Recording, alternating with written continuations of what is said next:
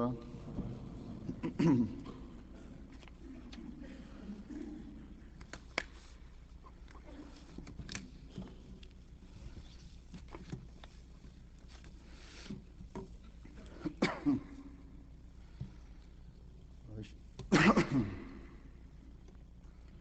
أشهد أن لا إله إلا الله وحده لا شريك له وأشهد أن محمدا عبده ورسوله.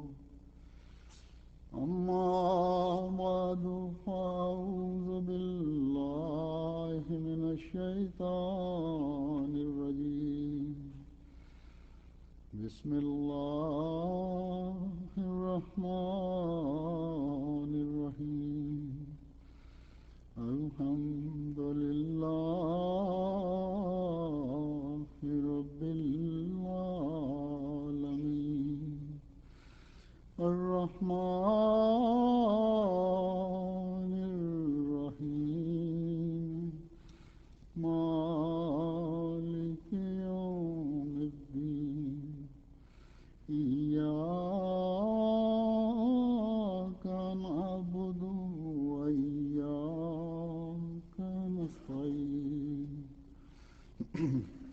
اهدنا الصراط المستقيم. صراط الذين أنعمت عليهم غير المغضوب عليهم ولا الضالين.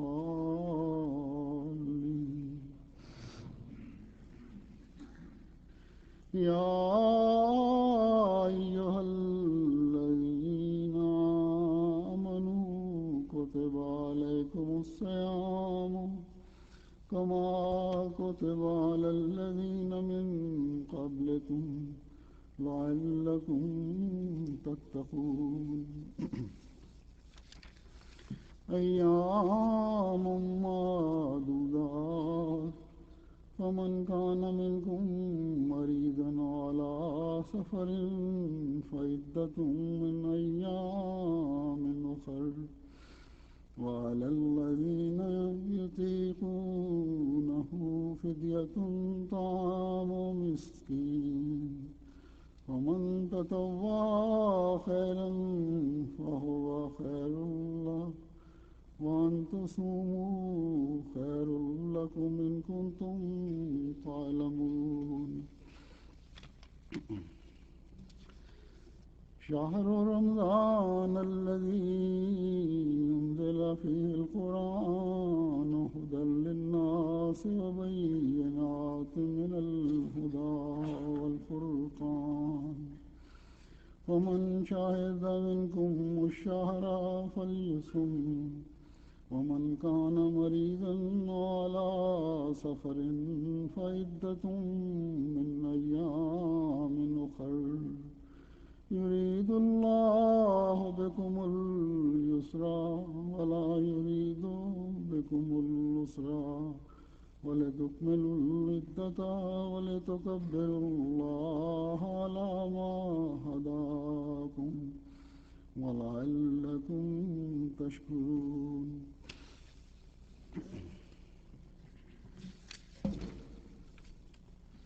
ان آیات کا یہ ترجمہ ہے کہ اے وہ لوگو جو ایمان لائے ہو، تم پر روزے اسی طرح فرض کر دیے گئے ہیں جس طرح تم سے پہلے لوگوں پر فرض کیے گئے تھے، تاکہ تم تقوی اختیار کرو. گنتی کے چند دن ہیں، بس جو بھی تم میں سے مریض ہو یا سفر پر ہو تو اسے چاہیے کہ وہ اتنی مدت کے روزے دوسرے ایام میں پورے کرے، اور جو لوگ اس کی طاقت رکھتے ہوں ان پر فدیہ ایک مسکین کو کھانا کھلانا ہے. بس جو کوئی بھی نفلی نیکی کرے تو یہ اس کے لیے بہت اچھا ہے، اور تمہارا روزے رکھنا تمہارے لیے بہتر ہے اگر تم علم رکھتے ہو. رمضان کا مہینہ جس میں قرآن انسانوں کے لیے ایک عظیم ہدایت کے طور پر اتارا گیا ہے، اور ایسے کھلے نشانات کے طور پر جن میں ہدایت کی تفصیل اور حق و باطل میں فرق کر دینے والے امور ہیں، بس جو بھی تم میں سے اس مہینے کو دیکھے تو اس کے روزے رکھے، اور جو مریض ہو یا سفر پر ہو تو گنتی پوری کرنا دوسرے ایام میں ہوگا۔ اللہ تعالیٰ تمہارے لیے آسانی چاہتا ہے اور تمہارے لیے تنگی نہیں چاہتا، اور چاہتا ہے کہ تم سہولت سے گنتی کو پورا کرو اور اس ہدایت کی بنا پر اللہ کی بڑائی بیان کرو جو اس نے تمہیں عطا کی، اور تاکہ تم شکر کرو۔ کل سے انشاءاللہ تعالی رمضان شروع ہو رہا ہے، بعض جگہ شروع ہو چکا ہے، میں نے سنا یہاں بھی بعض لوگوں نے روزے رکھنے شروع کر دیے ہیں۔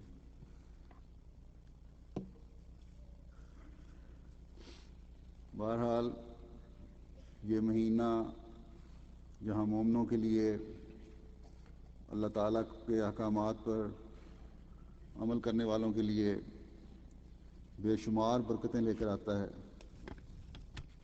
وہاں شیطان کے لیے یہ تکلیف کا مہینہ ہی بن جاتا ہے، یا شیطان کے لوگوں کے لیے، کیونکہ ایک حدیث میں ہے کہ شیطان کو اس مہینے میں جکڑ دیا جاتا ہے۔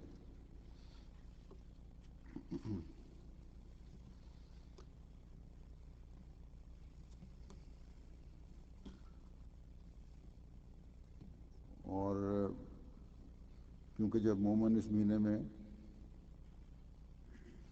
زیادہ سے زیادہ تقوی پر چلنے کی کوشش کرتا ہے اور شیطان کے حملے سے بچنے کی کوشش کرتا ہے، تو یہی چیز ہے جو اس کے لیے تکلیف کا باعث بنتی ہے۔ جیسے میں نے کہا وہ تکلیف میں ہو جاتا ہے، اور شیطان کو جکڑنے کا بھی یہ مطلب ہے کہ ایک اللہ کا بندہ اللہ کی خاطر جب جائز چیزوں سے بھی اپنے آپ کو روک رہا ہوتا ہے تو ناجائز باتوں سے جن کے بارے میں شیطان وقتاً فوقتاً اس کے دل میں وسوسے ڈالتا رہتا ہے، اس سے کس قدر بچنے کی کوشش کرے گا پھر۔ ورنہ تو جو مضبوط ایمان والے نہیں ہیں، جن کے دل میں رمضان میں بھی رمضان کا احترام پیدا نہیں ہوتا،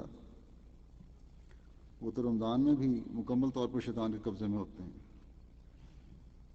وہ تو رمضان میں بھی اللہ تعالیٰ کی عبادت سے غافل ہوتے ہیں، وہ تو رمضان میں بھی لوگوں کے حق مارنے کے لیے تیار ہوتے ہیں، اور موقع ملے تو حق مارتے ہیں، تکلیفیں پہنچاتے ہیں۔ غرض رمضان برکتوں والا مہینہ ہے ان لوگوں کے لیے جو خالص ہو کر اللہ تعالیٰ کی عبادت کرنا چاہتے ہیں اور عبادت کرتے ہیں۔ یہ برکتوں والا مہینہ ہے ان لوگوں کے لیے جو اللہ تعالیٰ کے احکامات پر عمل کرتے ہوئے ہر اس نیکی کو بجا لانے کی کوشش کرتے ہیں اور بجا لا رہے ہوتے ہیں جس کے کرنے کا اللہ تعالیٰ نے حکم دیا ہے، اور ہر اس برائی کو چھوڑ رہے ہوتے ہیں جن کے چھوڑنے کا اللہ تعالیٰ نے حکم دیا ہے، بلکہ بعض جائز چیزوں کو بھی ایک خاص وقت کے لیے اس لیے چھوڑ رہے ہوتے ہیں کہ اللہ تعالیٰ نے ان کو چھوڑنے کا حکم دیا ہے۔ اللہ تعالیٰ فرماتا ہے کہ یہ روزوں کی فرضیت اور بعض چیزوں سے بھی پرہیز اس لیے ہے کہ تاکہ تم تقوی میں ترقی کرو۔ اور تقوی کیا ہے؟ تقوی یہ ہے کہ گناہوں سے بچو، گناہوں سے بچنے کی کوشش کرو، اور اس طرح بچو جس طرح کسی ڈھال کے پیچھے چھپ کے بچا جاتا ہے۔ اور جب انسان کسی چیز کے پیچھے چھپ کر بچنے کی کوشش کرتا ہے تو اس میں ایک خوف بھی ہوتا ہے، سامنے جس حملے سے بچ رہا ہوتا ہے اس کے خوف کی وجہ سے وہ پیچھے چھپتا ہے۔ تو فرمایا کہ روزے رکھو، اور روزے رکھنے کا جو حق ہے اس کو ادا کرتے ہوئے رکھو، تو تقوی میں ترقی کرو گے۔ ورنہ ایک روایت میں آیا ہے کہ خدا تعالیٰ کو تمہیں بھوکا رکھنے میں کوئی شوق نہیں ہے، کوئی ضرورت نہیں ہے۔ اللہ تعالیٰ تو چاہتا ہے کہ تم نے جو غلطیاں اور گناہ کیے ہیں ان کے بد نتائج سے بچنے کے لیے میں نے ایک راستہ تمہارے لیے بنایا ہے، تاکہ تم خالص ہو کر دوبارہ میری طرف آؤ اور ان روزوں میں، رمضان میں روزہ رکھنے کا حق ادا کرتے ہوئے میری خاطر تم جائز باتوں سے بھی پرہیز کر رہے ہوتے ہو، اور تمہاری اس کوشش کی وجہ سے میں بھی تم پر رحمت کی نظر ڈالتا ہوں اور شیطان کو جکڑ دیتا ہوں، تاکہ تم جس خوف کی وجہ سے روزہ رکھتے ہو اور روزہ رکھتے ہوئے اس ڈھال کے پیچھے آتے ہو، تقوی اختیار کرتے ہو، تاکہ اس میں تم محفوظ رہو، تاکہ تمہیں شیطان کوئی نقصان نہ پہنچا سکے۔ تو فرمایا کہ یہ تقوی جو ہے، یہ ڈھال جو ہے، یہ شیطان کے حملوں سے اور گناہوں سے بچنے کی کوشش جو ہے،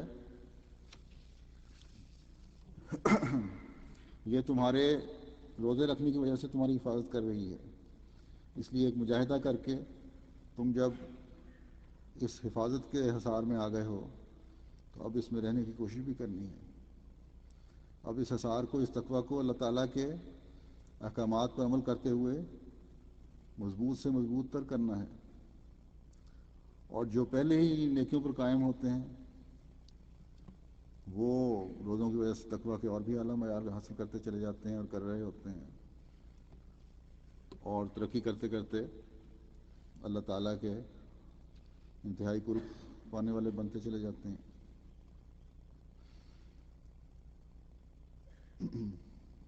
یہ یاد رکھنا چاہیے کہ روزہ صرف اتنا نہیں ہے کہ کچھ عرصہ کے لیے کھانا پینا چھوڑ دیا تو تقویٰ کے اعلیٰ معیار قائم ہو جائیں گے۔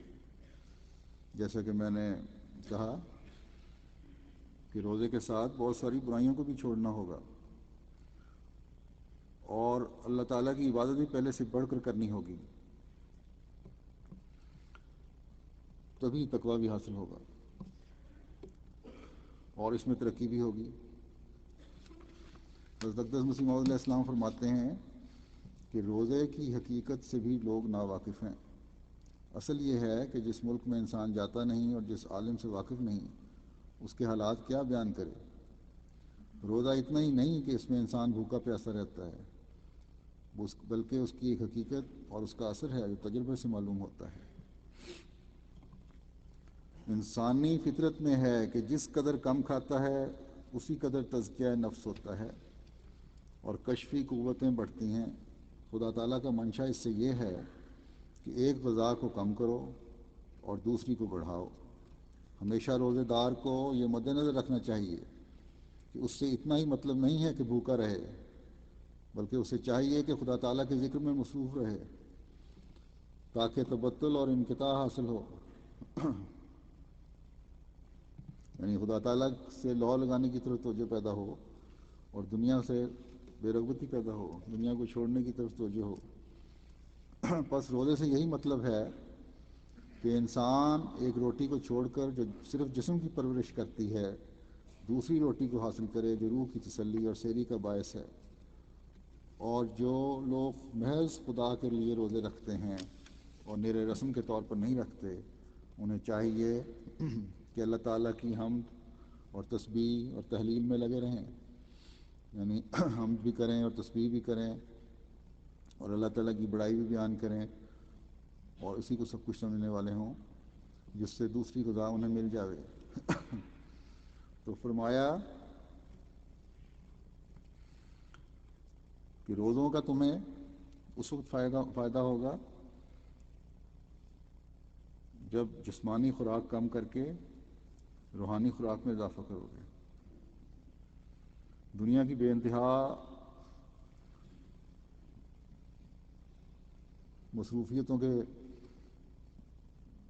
پیچھے نہ پڑے رہو، صرف روزہ رکھ کے بھی سوائے یہ کہ صبح سحری کھا لی اور پھر دنیاوی کاموں دھندوں میں مصروف ہو گئے. ورنہ تو دنیا دار بھی صحت کے خیال سے یا فیشن کے طور پر خوراک کم کر دیتے ہیں. تمہاری خوراک کی کمی جسم کی خوبصورتی یا صحت کے لیے اس کے پیش نظر نہ ہو، بلکہ اللہ تعالیٰ کی رضا حاصل کرنے کے لیے ہو. اور یہ رضا تبھی حاصل ہوگی جب اللہ تعالیٰ سے تعلق بھی پہلے کی نسبت زیادہ ہوگا. اس کی تسبیح اور اس کو تمام قدرتوں کا مالک سمجھتے ہوئے اس کی طرف زیادہ جھکو گے، تبھی روزہ شیطان سے بھی بچا کر رکھے گا اور تقویٰ میں بھی بڑھائے گا. ورنہ جیسے کہ میں نے کہا بے شمار لوگ ایسے ہیں، مسلمانوں میں بھی ایسے لوگ ہیں جن کے شیطان کھلے پھرتے ہیں، ان کو جکڑا نہیں جاتا، اس لیے کہ وہ تقویٰ حاصل کرنے کی کوشش نہیں کر رہے ہوتے اور ان کو کوئی خوف اور کوئی ڈر نہیں ہوتا. پھر اللہ تعالیٰ فرماتا ہے کہ یہ تقویٰ کے معیار حاصل کرنے کے لیے، نیکیوں میں بڑھنے کے لیے اور شیطان سے بچنے کے لیے جو یہ ٹریننگ کورس ہے، یہ کوئی اتنے لمبے عرصے کے لیے نہیں ہے کہ تم پریشان ہو جاؤ کہ اتنے دن ہم بھوکے پیاسے کس طرح رہیں گے. فرمایا کہ چند دن ہی تو ہیں سال کے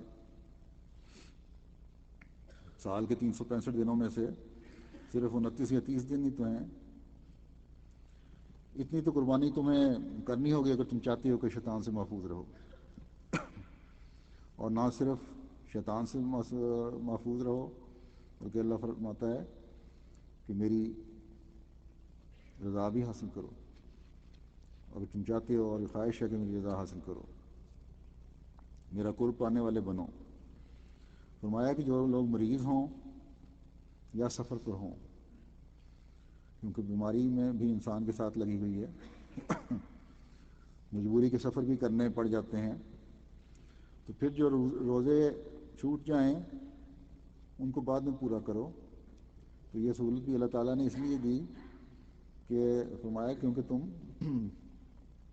میری طرف آنے میں میرے سے تعلق پیدا کرنے کے لیے ایک کوشش کر رہے ہو،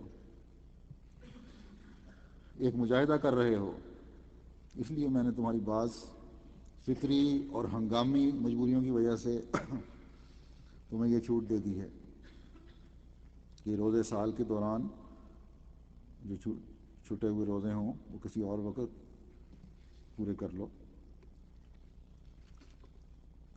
اللہ تعالیٰ کہتا ہے کہ میں یہ چھوٹ تمہیں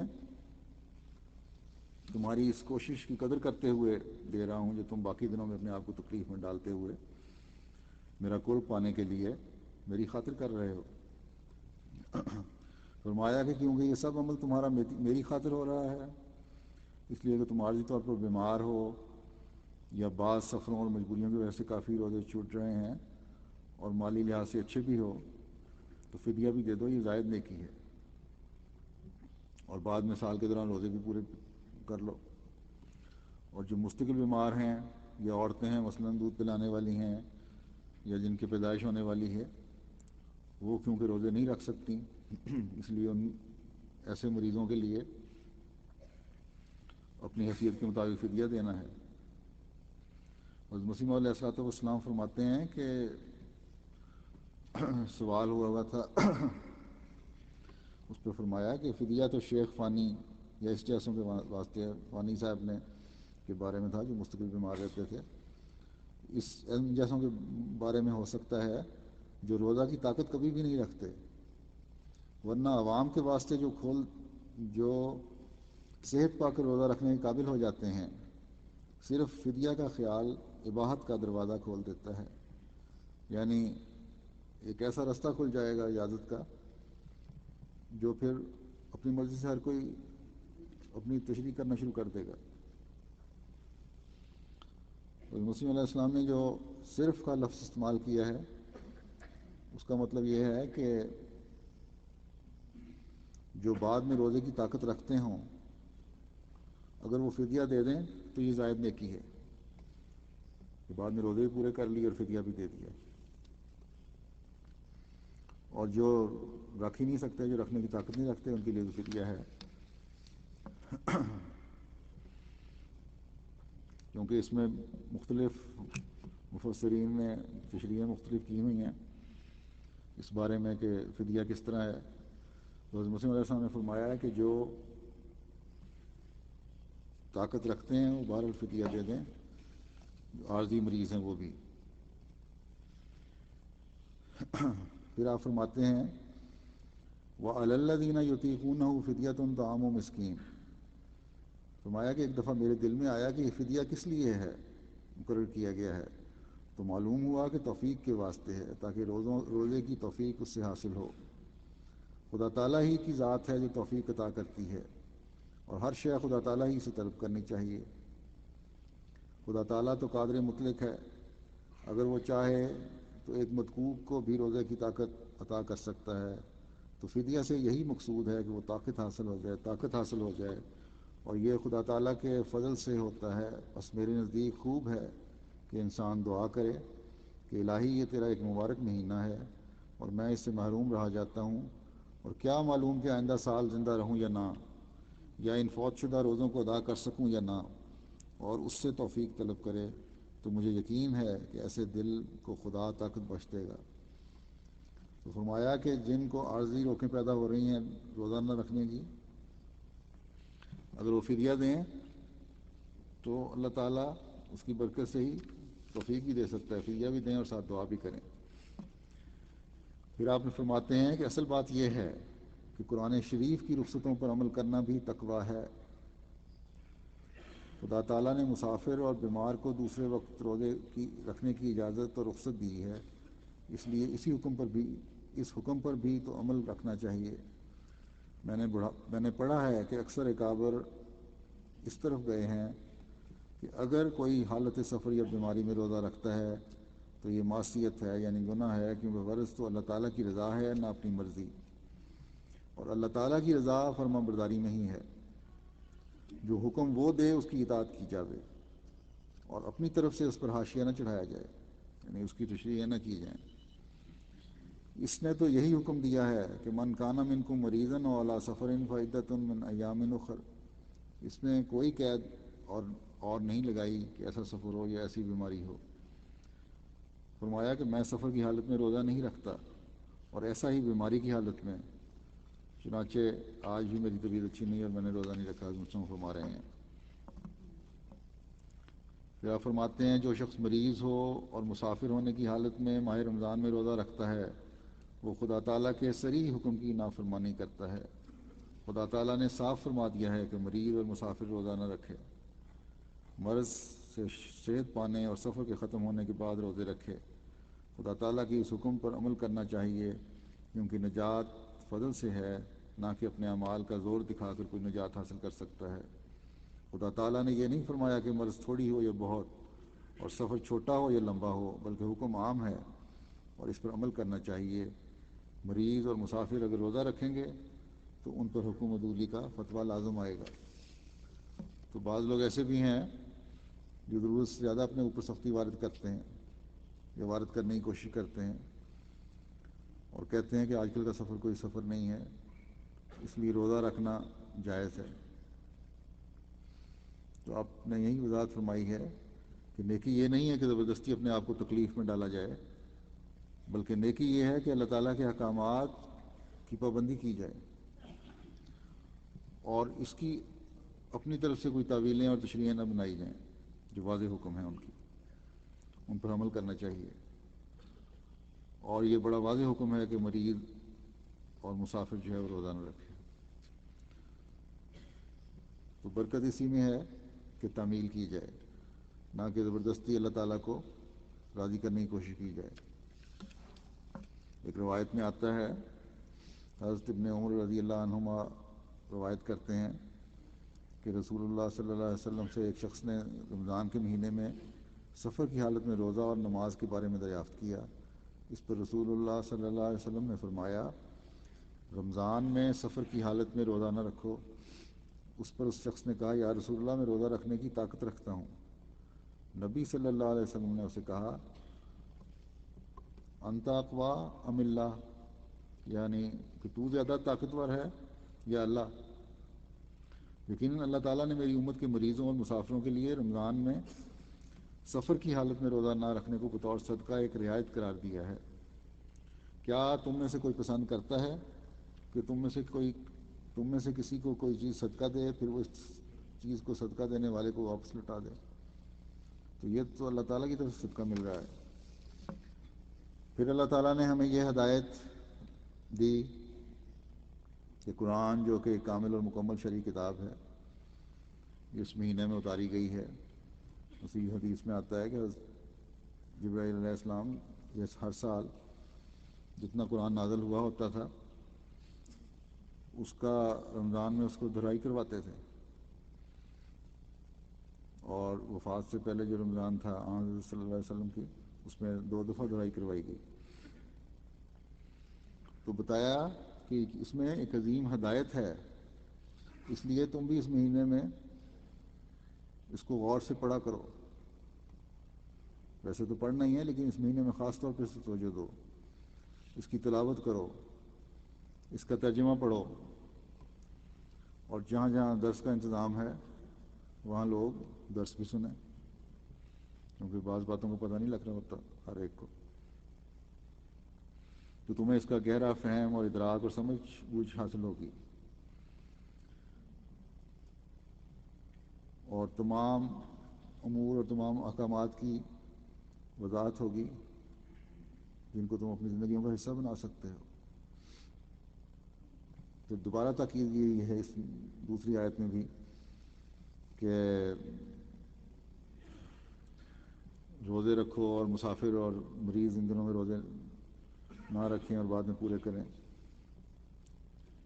تو اور اللہ تعالیٰ کے فضلوں اور جو تم پر اس کے انعامات ہیں ان کا شکر ادا کرتے ہوئے اللہ تعالیٰ کے سامنے جھکو، اس کے شکر گزار بندے بنو، اور یہ شکر گزاری بھی تمہیں نیکیوں میں بڑھائے گی اور تقویٰ میں بڑھائے گی۔ حضرت مسیح موعود علیہ الصلوۃ والسلام فرماتے ہیں، شہر اور رمضان الذی انزل فیہ القرآن سے ماہ رمضان کی عظمت معلوم ہوتی ہے۔ صوفیاء نے لکھا ہے کہ یہ ماہ تنویر قلب کے لیے عمدہ مہینہ ہے، کثرت سے اس میں مکاشفات ہوتے ہیں۔ صلاۃ تزکیہ نفس کرتی ہے اور صوم تجلی قلب کرتا ہے۔ تزکیہ نفس سے مراد یہ ہے کہ نفس امارہ کی شہوات سے بودھ حاصل ہو جاتا ہے۔ نفس امارہ جو ہے، جو بدی کی طرف مائل کرنے والا نفس ہے، اس سے دوری حاصل ہو جاتی ہے، اور تجلی قلب سے مراد یہ ہے کہ کشف کا دروازہ اس پر کھلے کہ خدا کو دیکھ لے۔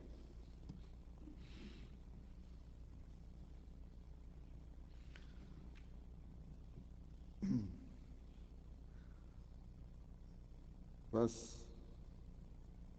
روزہ رکھنے، یہ فرمایا کہ روزہ رکھنے سے اور قرآن پڑھنے اور عبادت کرنے سے دل روشن ہوتا ہے، اللہ تعالیٰ سے قریبی تعلق پیدا ہوتا ہے۔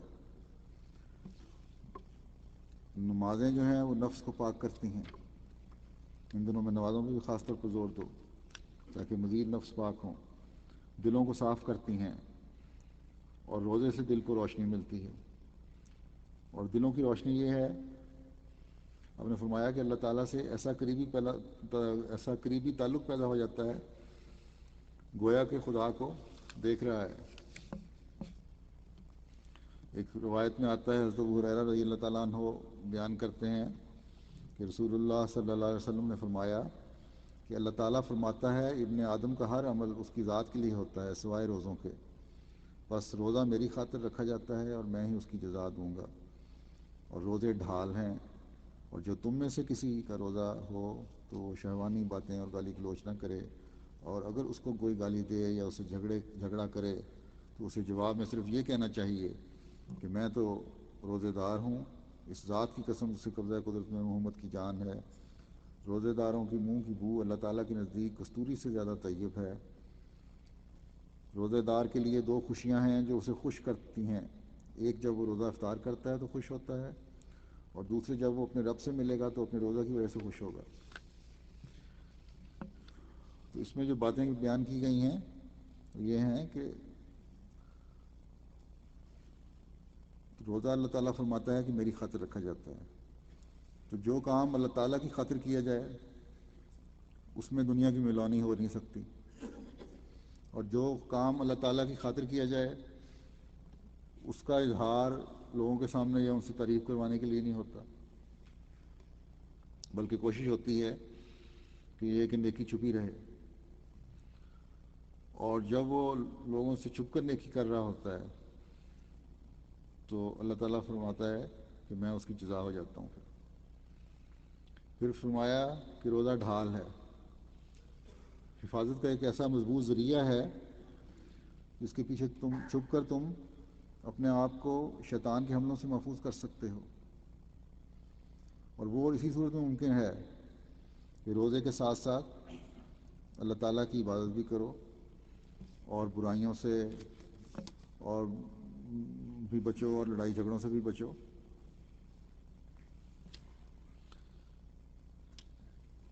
یہاں تک کہ اگر تمہیں کوئی گالی بھی دے تو غصے میں نہ آؤ، طیش میں نہ آؤ، بلکہ کہو کہ میں روزے دار ہوں. رمضان میں اگر یہ عہد کریں، ہر احمدی اگر یہ عہد کرے کہ ہر لیول پر، گھروں میں بھی اور ماحول میں بھی اور باہر بھی اور دوستوں میں بھی، کہ اس کے مطابق عمل کرنا ہے، تو اسی ایک بات سے کہ گالی کا جواب نہیں دینا یا لڑنا جھگڑنا نہیں، ایک بہت بڑی، میں سمجھتا ہوں کہ آدھے سے زیادہ جھگڑے دنیا کے ختم ہو سکتے ہیں، ہمارے معاشرے کے ختم ہو سکتے ہیں.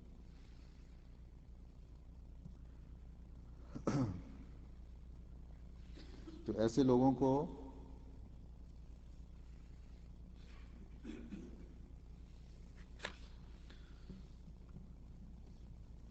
جو خوشیاں ملنی ہیں ان کے ساتھ سب سے بڑی یہ خوشی ہے کہ فرمایا کہ وہ اپنے رب کا قرب حاصل کریں گے اس روزے کی وجہ سے. تو یہ بھی واضح ہو گیا کہ روزے کے بعد یہ عمل جاری رہیں گے تو اللہ تعالیٰ کا قرب بھی حاصل ہوگا اور ہوتا رہے گا، ورنہ تو یہ عارضی چیز ہے. اللہ تعالیٰ نے یہ تو نہیں کہا کہ روزے میں رمضان کے مہینے میں میرا قرب حاصل کرو، اس کے بعد پھر جو مرضی کرتے رہو. جو نیکیاں اختیار کرو پھر ان کو مستقل اپنی زندگیوں کا حصہ بنا لو. حضرت ابن عمر رضی اللہ عنہما سے روایت ہے، آپ بیان کرتے ہیں کہ رسول اللہ صلی اللہ علیہ وسلم نے فرمایا کہ اعمال کی کیفیت اللہ تعالیٰ کے حضور 7 طرح ہے. 2 عمل ایسے ہیں جن کے کرنے سے 2 چیزیں واجب ہو جاتی ہیں، اور 2 عمل ایسے ہیں جن کا ان کے برابر ہی اجر ہوتا ہے، اور 1 عمل ایسا ہے جس کا 10 گنا اجر ہوتا ہے، اور 1 عمل ایسا ہے جس کا 700 گنا اجر ہوتا ہے، اور 1 ایسا عمل ہوتا ہے جس کو بجا لانے کا اجر اللہ تعالیٰ کے علاوہ کسی اور کو معلوم نہیں. وہ عمل جن سے 2 چیزیں واجب ہو جاتی ہیں وہ یہ ہیں کہ جو شخص اللہ تعالیٰ کو اس حال میں ملے کہ وہ اخلاص کے ساتھ اس کی عبادت کرتا ہو اور کسی چیز کو اس کا شریک نہ ٹھہراتا ہو تو اس کے لیے جنت واجب ہو گئی، اور جو شخص اللہ تعالیٰ کو اس حال میں ملے کہ وہ اس کا شریک ٹھہراتا ہو تو اس کے لیے جہنم واجب ہو گئی. اور جو برا عمل کرے گا اس کو اتنی سزا ملے گی، اور جس نے نیکی کرنے کا ارادہ کیا مگر وہ اسے کر نہ سکا تو اسے نیکی کرنے والے کے برابر اجر ملے گا. اور جو کوئی نیکی بجا لایا تو اسے 10 گنا اجر ملے گا، اور جس نے اپنے مال کو اللہ تعالیٰ کی راہ میں خرچ کیا اس کے خرچ کردہ درہم و دینار 700 گنا بڑھا دیے جائیں گے. اور فرمایا کہ روزہ ایک ایسا عمل ہے جو اللہ عز و جل کی خاطر رکھا جاتا ہے، اور روزہ رکھنے والے کا اجر صرف اللہ عز و جل کو ہی معلوم ہے. تو جیسا کہ دوسری جگہ فرمایا اس کی جزا میں خود ہوں، جتنا چاہے بڑھا دے اللہ تعالیٰ. 700 گنا بتا کر یہ بتا دیا کہ اس سے بھی زیادہ جزا ہو سکتی ہے، کیونکہ روزے دار اپنے اندر ایک انقلابی تبدیلی پیدا کرتا ہے اور رضا حاصل کرنے کی، اللہ تعالیٰ کی رضا حاصل کرنے کی کوشش کرتا ہے، اور اس پر پھر جب قائم رہنے کی کوشش کرتا ہے تو پھر یہ ایک سلسلہ ہے جو اس جزا کا چلتا چلا جاتا ہے.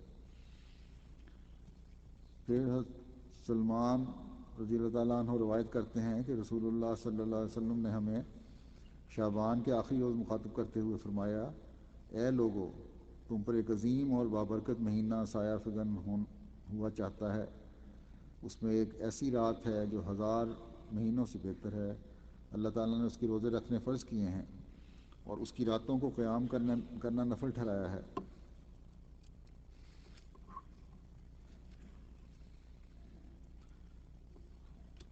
ہوا شہر اولها رحمت ووسطہ مغفرۃ، اولہ رحمت ووسطہ مغفرۃ وآخرہ عتق من النار، کہ وہ ایک ایسا مہینہ ہے جس کا ابتدائی اشرہ رحمت ہے اور درمیانی اشرہ مغفرت کا موجب ہے اور آخری اشرہ جہنم سے نجات دلانے والا ہے۔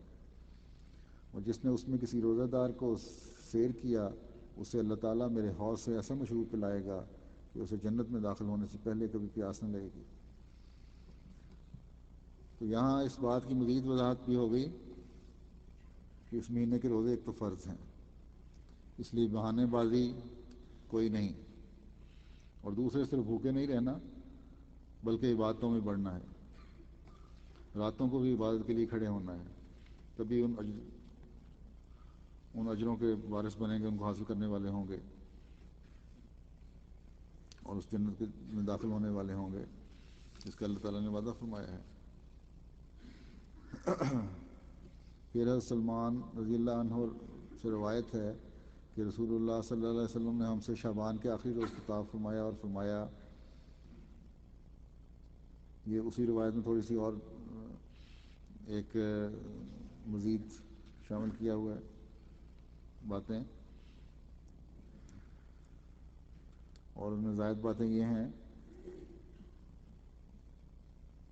کہ اس کے دوران جو شخص کسی بھی اچھی خصلت کو اس میں اپناتا ہے وہ اس شخص کی طرح ہو جاتا ہے جو اس کے علاوہ جملہ فرائض کو ادا کر چکا ہو، اور جس شخص نے ایک فریضہ اس مقدس مہینے میں ادا کیا وہ اس شخص کی طرح ہوگا جس نے 70 فرائض رمضان کے علاوہ ادا کیے، اور رمضان کے مہینہ صبر کرنے کا مہینہ ہے اور صبر کا اجر جنت ہے، اور یہ مواسات و اخوت کا مہینہ ہے، اور یہ ایسا مہینہ ہے کہ اس میں مومن کو رزق میں برکت دی جاتی ہے، یعنی بھائی چارے، محبت، ہمدردی، غمخواری کا مہینہ ہے۔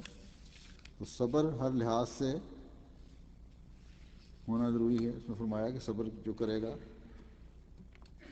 یہ صبر کرنے کا مہینہ ہے۔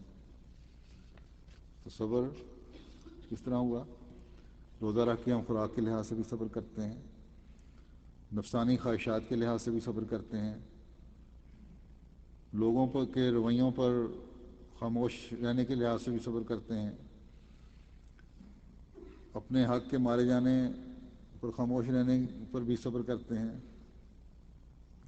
اس لیے کہ اللہ تعالیٰ کا حکم ہے کہ لڑنا نہیں ہے، جھگڑنا نہیں ہے، اور اس میں لوگوں سے ہمدردی، غمخواری اور درگزر کا سلوک کرنا ہے، یہ حکم ہے۔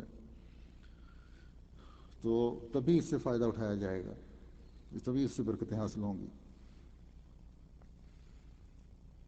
اور اس وجہ سے، اس صبر اور ہمدردی کی وجہ سے، ظلم پر خاموش رہنے کی وجہ سے اللہ تعالیٰ جہاں روحانی ترقی عطا فرمائے گا، وہاں فرمایا کہ دنیاوی رزق میں بھی برکت ڈالے گا۔ جو اللہ تعالیٰ کی خاطر کوئی کام کرتا ہے، اللہ تعالیٰ ضرور خود اس کا کفیل ہو جاتا ہے۔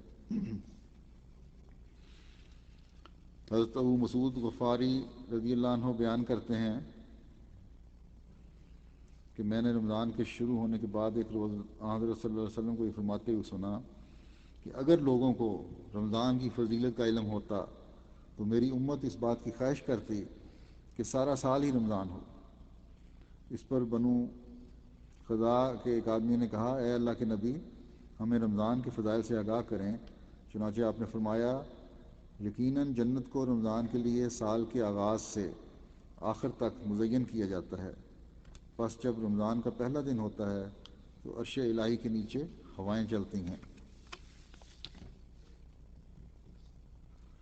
پھر ایک روایت میں آتا ہے، حضرت ابو ہریرہ روایت کرتے ہیں کہ رسول اللہ صلی اللہ علیہ وسلم نے فرمایا کہ جب رمضان کے مہینے کی پہلی رات ہوتی ہے تو اللہ تعالیٰ اپنی مخلوق کی طرف دیکھتا ہے اور جب اللہ تعالیٰ کسی بندے کی طرف دیکھتا ہے تو پھر اسے کبھی بھی عذاب نہیں دیتا، اور اللہ تعالیٰ ہر روز ہزاروں لاکھوں افراد کو جہنم سے نجات دیتا ہے۔ بس جب رمضان کی 29ویں رات ہوتی ہے تو اللہ تعالیٰ رمضان کی گزشتہ 28 راتوں کے برابر لوگوں کو بخش دیتا ہے۔ یہاں لفظ استعمال ہوا ہے حدیث میں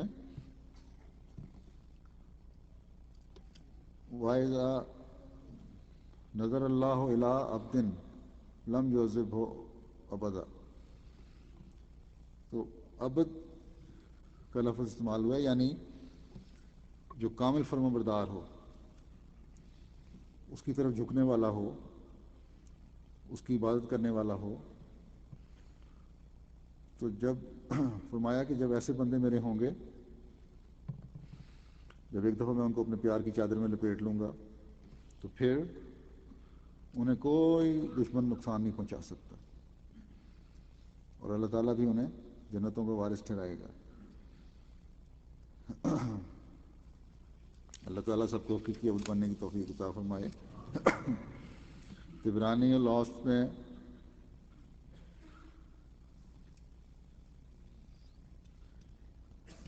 حضرت انس بن مالک سے روایت ہے، آپ نے فرمایا کہ میں نے حضور صلی اللہ علیہ وسلم سے سنا، آپ فرما رہے تھے رمضان آ گیا ہے اور اس میں جنت کے دروازے کھول دیے جاتے ہیں اور جہنم کے دروازے مقفل کر دیے جاتے ہیں، اور شیاطین کو اس میں زنجیروں سے جکڑ دیا جاتا ہے۔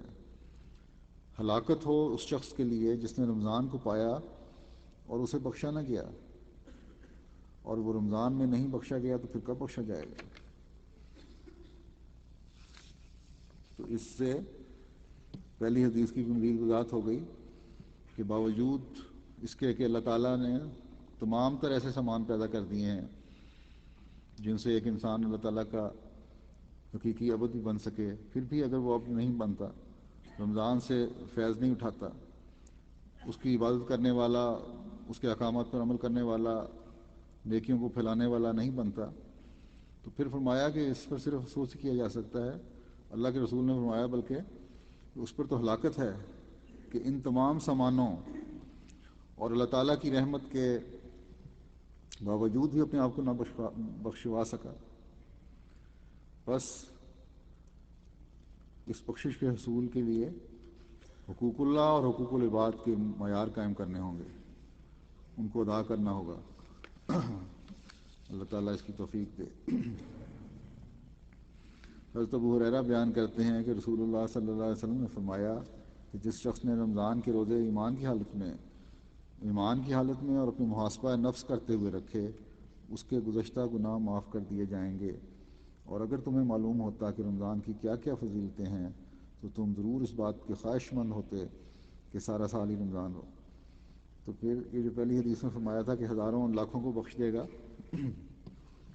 اس کی یہاں وضاحت کی ہے مزید کہ روزے ایمان کی حالت میں اگر ہوں گے، روزے بھی رکھ رہے ہوگے، ایمان کی حالت میں رکھ رہے ہوگے، جو حق ہے اس کے رکھنے کا وہ ادا کر رہے ہوگے، اپنا نفس کا محاسبہ بھی کر رہے ہوگے، اپنے آپ کو بھی دیکھ رہے ہوگے، یہ نہیں کہ صرف دوسروں کی برائیوں پہ نظر ہو بلکہ اپنا بھی جائزہ لے رہے ہو، اللہ تعالیٰ کے خالص بندے بننے والے ہوگے، تو پھر اس برکتوں سے فیض پانے والے ہوگے۔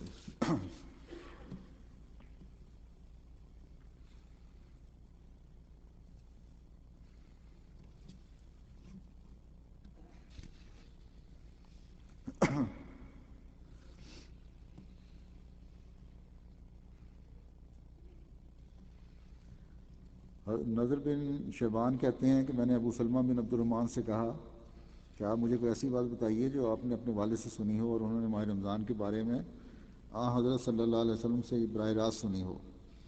ابو سلمہ بن عبد الرحمن نے کہا کہ ہاں، مجھے میرے والد نے بیان کیا کہ رسول اللہ صلی اللہ علیہ وسلم نے فرمایا تھا کہ اللہ تبارک و تعالیٰ نے رمضان کے روزے رکھنا تم پر فرض کیے اور میں نے تمہارے لیے اس کا قیام جاری کر دیا ہے، بس جو کوئی ایمان کی حالت میں ثواب کی نیت سے اس میں روزے رکھے، وہ گناہوں سے ایسے نکل جاتا ہے جیسے اس کی ماں نے اسے جنم دیا ہو، یعنی بالکل معصوم بچے کی طرح۔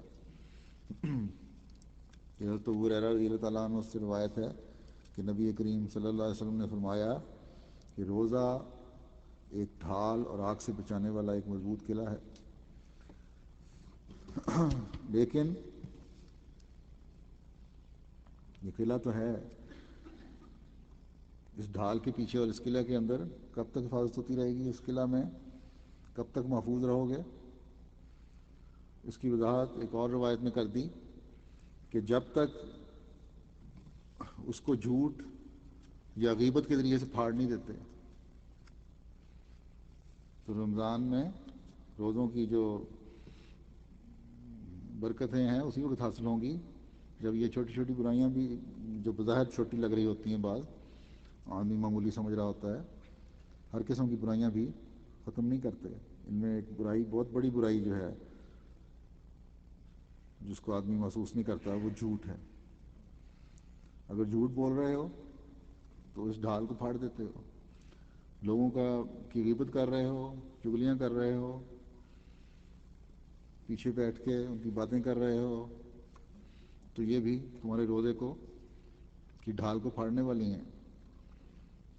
تو روزہ اگر تمام لوازمات کے ساتھ رکھا جائے تو ڈھال بنے گا، ورنہ فرمایا تو ہی جگہ پھر تو یہ روزہ صرف بھوک اور پیاس ہی ہے جو آدمی برداشت کر رہا ہوتا ہے.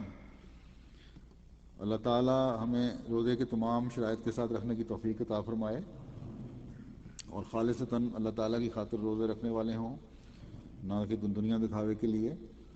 کوئی نفس کا بہانہ ہمارے روزے رکھنے کے راستے میں حائل نہ ہو اور اس مہینے میں اپنی عبادتوں کو بھی زندہ کرنے والے ہوں. اللہ توفیق دے. اور جب نیکیوں کے راستے پر اس رمضان میں چلیں تو وہ نیکیاں، یہ بھی دعائیں کرتے رہنا چاہیے اس رمضان میں کہ وہ نیکیاں رمضان کے ختم ہونے کے ساتھ ختم نہ ہو جائیں، بلکہ ہمیشہ ہمارے زندگی کا حصہ بنی رہیں.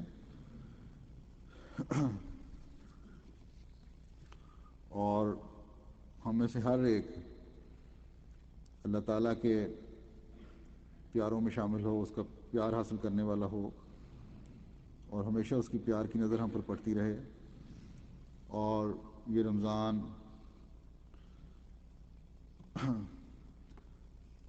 ہمارے لیے، جماعت کے لیے غیر معمولی فتوحات لانے والا ہو، اللہ کرے. اب میں مختصراً ایک دو باتیں یہاں یوکے کی جماعت کے متعلق کہنا چاہتا ہوں. گزشتہ دنوں میں نے چند شہروں کا دورہ کیا تھا، جس میں برمنگھم کی مسجد کا افتتاح بھی ہوا،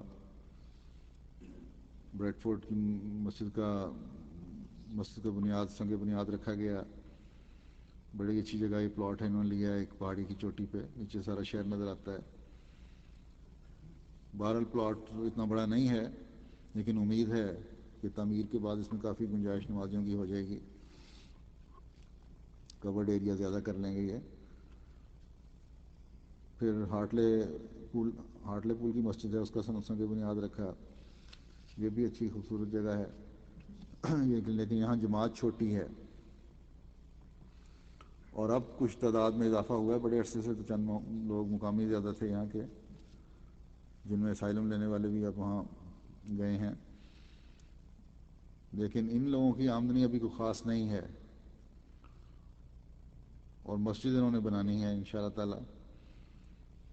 مسجد کا جو نقشہ تھا، بنیادی پلان، وہ بھی بڑا خوبصورت ہے.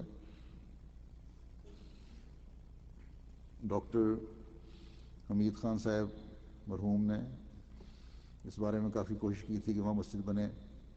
بہرحال میرا خیال ہے پلاٹ وغیرہ لینے میں ان کی کافی ہمت اور مدد رہی، آخر دم تک وہ اس کے لیے کوشش کرتے رہے. اللہ تعالیٰ ان کو جزا دے اور درجات بلند فرمائے. اب جب میں نے وہاں پوچھا کہ مسجد بنا رہے ہیں تو رقم کی وجہ سے وہ اس کو کچھ نقشہ چھوٹا کرنا چاہتے تھے، لیکن میں نے انہیں کہا ہے کہ رقم کی وجہ سے نقشہ چھوٹا نہیں کرنا، اللہ تعالیٰ مدد فرمائے گا انشاءاللہ تعالیٰ. لیکن مجھے وہاں پھر امیر صاحب نے بتایا سفر میں کہ کسی وقت میں انصار اللہ یوکے نے یادداشت پہ بتایا تھا، لیکن وہ معین نہیں تھا، اب پتہ نہیں معین ابھی تک کیا ہے کہ نہیں، کسی وقت نے خلیفۃ المسیح رابع سے یہ وعدہ کیا تھا کہ ہارٹلے پول میں ہم مسجد بنائیں گے انصار اللہ. اگر کیا تھا تو ٹھیک ہے، اس کو پورا کریں، اور اگر نہیں کیا تو اب میں یہ کام انصار اللہ یو کے سپرد کر رہا ہوں کہ انہوں نے وہاں انشاءاللہ تعالی مقامی لوگوں کی جس حد تک مدد ہو سکے کرنی ہے، اور یہ جو اصل بنیادی نقشہ ہے اس کے مطابق مسجد بنانی ہے. یہ تقریباً اس مسجد پہ 5 لاکھ پاؤنڈ کا اندازہ خرچ ہے. تو انصار اللہ نے کس طرح کرنا ہے وہ اپنا پلان کر لیں اور کمر ہمت کس لیں. بہرحال ان کو مدد کرنی ہوگی، وہاں جماعت بہت چھوٹی سی ہے. اور پھر بریڈ فورڈ میں تقریباً جو ان کا اندازہ ہے 1.6 ملین کا یا 16 لاکھ روپے کا، اگر میں صحیح میری یادداشت ٹھیک ہے تو وہاں کافی بڑی مسجد بن جائے گی، جگہ ہیں. گو کہ وہاں کاروباری لوگ کافی ہیں، اور مجھے امید ہے کہ وہ انشاءاللہ اپنے ذرائع سے کافی حد تک بڑی جلدی اکٹھے کر کے مسجد مکمل کر لیں گے. لیکن ہو سکتا ہے کوئی سستی ہو جائے، بعض وعدے کر دیتے ہیں پورے نہیں کر سکتے، بعض مجبوریاں پیدا ہو جاتی ہیں. تو ان کی مدد کے لیے خدام الاحمدیہ اور لجنہ مائلہ یو کے جو ہیں ان کے ذمہ میں ڈالتا ہوں کہ یہ بھی ان کی مدد کریں. اور یہ اس علاقے میں ایک بڑا اچھا ایک وسیع منصوبہ ہے، انشاءاللہ تعالی جماعت کی وسعت کا باعث بنے گا. امید ہے مجھے وہاں اس کے لیے وہ بھی ان میں کچھ حصہ ڈالیں.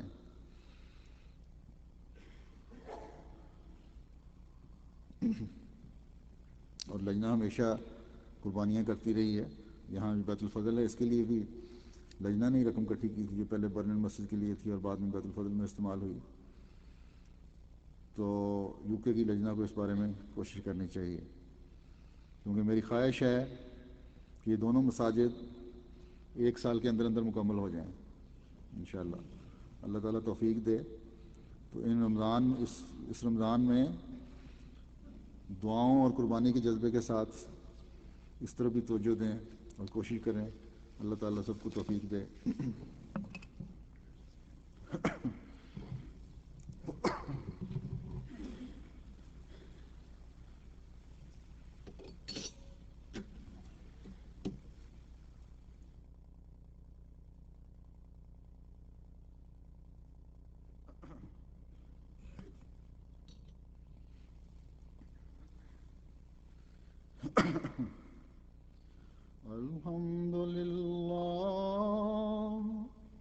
الحمد لله نحمده ونستعينه ونستغفره ونؤمن به ونتوكل عليه ونعوذ بالله من شرور أنفسنا ومن سيئات أعمالنا.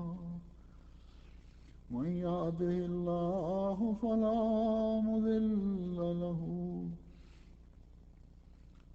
ومن يضلله فلا هادي له. ونشهد أن لا إله إلا الله ونشهد أن محمدا عبده ورسوله. عباد الله رحمكم الله، إن الله يأمر بالعدل والإحسان وإيتاء ذي القربى وينهى عن الفحشاء والمنكر والبغي يعظكم لعلكم تذكرون. اذكروا الله يذكركم وادعوه يستجب لكم ولذكر الله أكبر.